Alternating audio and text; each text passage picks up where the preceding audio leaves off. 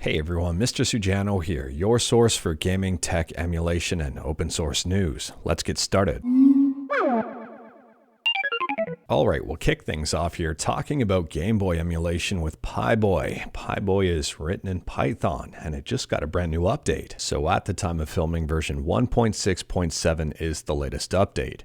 And with this update, they've drastically improved rendering performance with the headless SDL2 and OpenGL renderers. PyBoy is 100% free, it's open source, and I'll drop a link to it in the description below. On top of that, if you're interested in this emulator, you should pay close attention to it. It's been getting updated very frequently. Today's update was just the first of a whole bunch in the last 2 weeks. Next up here, we're talking about Ruffle. For those who may be unaware, Ruffle is a Flash player emulator built in the Rust programming language and does work in your browser. It works both on PC and on mobile. What you may not have known about, and I didn't know about it until the other day here, but there's an Android APK version of Ruffle. It's still in very early stages, but it's based on the actual version of Ruffle. And as a bonus here, it appears it's being updated about twice a month overall. The latest release was back on October 25th, so not even a week ago. If you are curious about Ruffle, I'll drop a link to the main page and the Android APK GitHub pages in the description below, and feel free to check them out. On the downloads page here for Ruffle, you can download it right as a browser extension. And there also appears to be standalone versions if you're on PC. And interestingly enough, on a side note here, you may be familiar with some of Ruffle's sponsors, but I'll leave that one up to you. And speaking about PC and Android, next up we're talking about Launchbox. And Launchbox just got brand new updates here for both the PC and Android versions. So on Android here, version 1.10 and 1.11 were just released. 1.11 has a bug fix. In 1.10 here, Launchbox now remembers the last filter or platform you used and selects it by default, just like on the desktop, and this works for all filter levels and platform categories. A new option to whitelist file extensions has been added to the import process. Star ratings can now be set via the game menu. They've added in both Yuzu and Flycast as compatible emulators. They've improved the launching of Yabusen Shiro 2 and Yabusen Shiro 2 Pro emulators. The theming engine has seen major improvements and 10 custom themes have been added.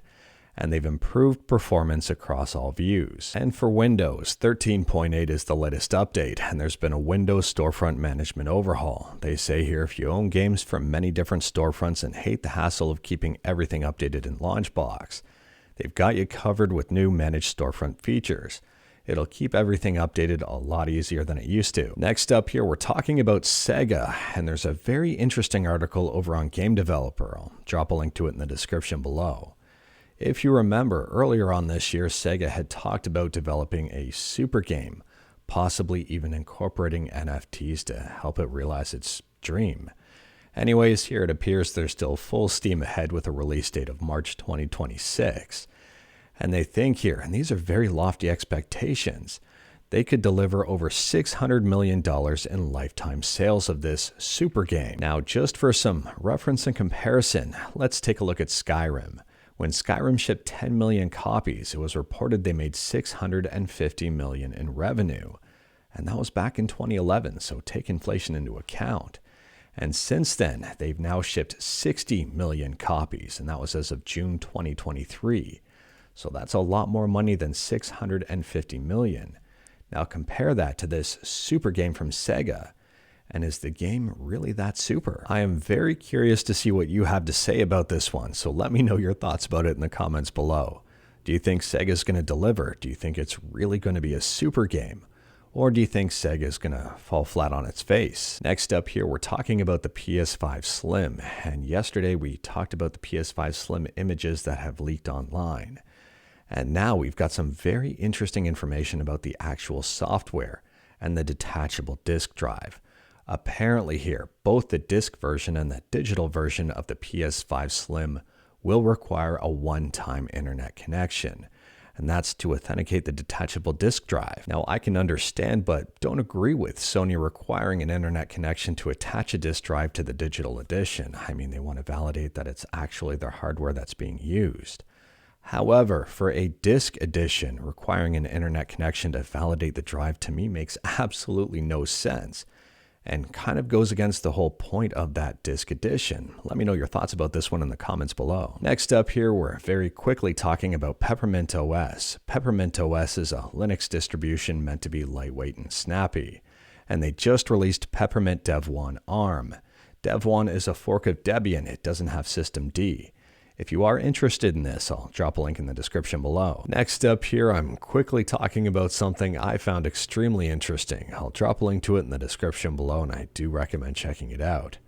Zelda meets anime, and it's a very short trailer. And on top of that, this channel features a whole bunch of extremely interesting Zelda videos. I really recommend checking it out. And speaking about trailers, next up we're talking about Castlevania Symphony of the Night for the Sega Mega Drive and Genesis. This game never came out for that system, but someone is making the game for the system. If you are curious and wanted to learn more, I'll drop a link to this trailer in the description below. And speaking about the Master System and Genesis, next up we're talking about Golden Axe Warrior, which is very similar to Zelda. And someone decided to mod the game with Zelda textures. If you are curious about this one, I'll drop a link to the ROM hacking page in the description below, and feel free to check it out.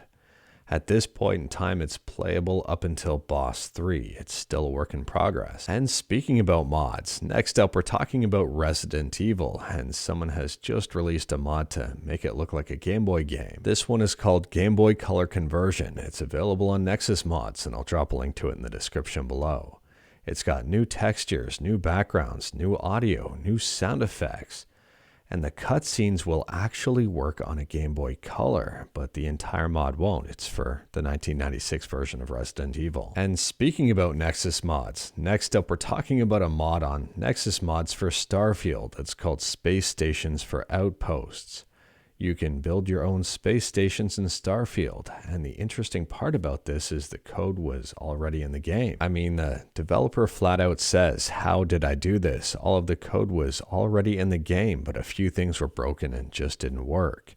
As you can see from how it currently is, even with this mod, a few things like docking are still somewhat broken. But anyways, that is all I've got for you in this one. Straight to the point, all stuff and no fluff. We talked about a bunch today. Let me know your thoughts about absolutely any of it in the comments below.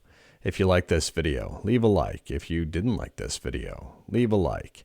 Hit that subscribe button. Check out my other videos. Don't tempt fate. Save your state.